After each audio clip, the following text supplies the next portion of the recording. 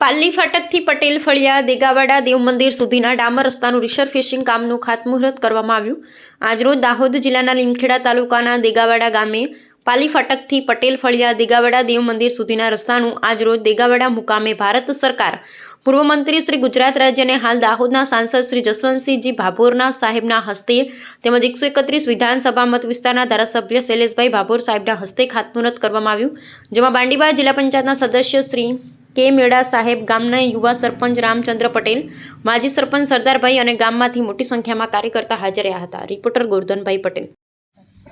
30 વર્ષથી જે વિકાસ થયો આજે નિહાળોમાં કે વ્યવસ્થા નહોતી। અમારા મહામંડલેશ્વર સાહેબ અહીં પે સેન્ટરમાં આચાર્ય છે, 3 માળની નિહાળ કુદરતો જોઈતી ખરી ભાઈ?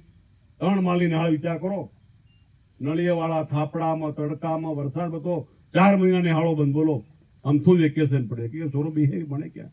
આ બધી સગવડ આજે આપણે કરી।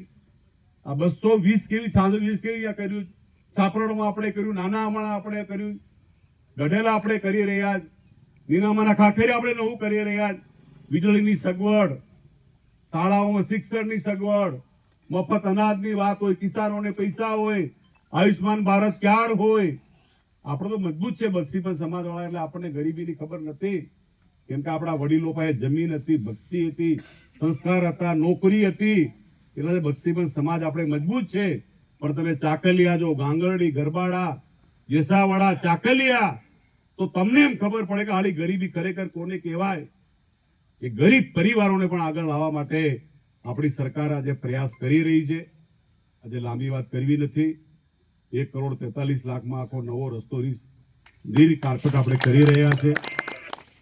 જ્યારે જ્યારે દેગાવાડામાં જરૂર પડશે ત્યારે બાકી સરકાર તમારી સાથે છે।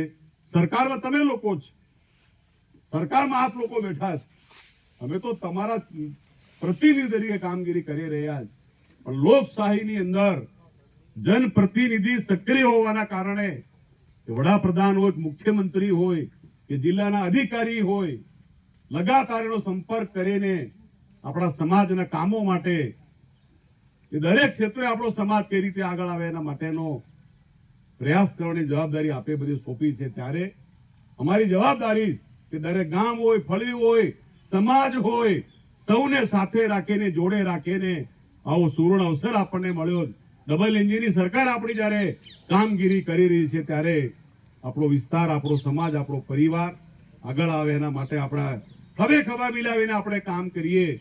મોદી સાહેબ 24 કલાક કામ કરી, વિચાર કરો, અયોધ્યામાં રામ મંદિર મોદી સાહેબે પૂરું કર્યું, 370મી કલમ પરિપૂર્ણ કરી, એટલે મોદી સાહેબે વિકાસનો ડંકો અમેરિકા અમે પણ આપણા પ્રધાનમંત્રી નમ્યા નથી, તાળી પાડો, એનું નામ છે નરેન્દ્ર મોદી। આમ તો મોદી સાહેબ ભગવાનનું સ્વરૂપ જ છે।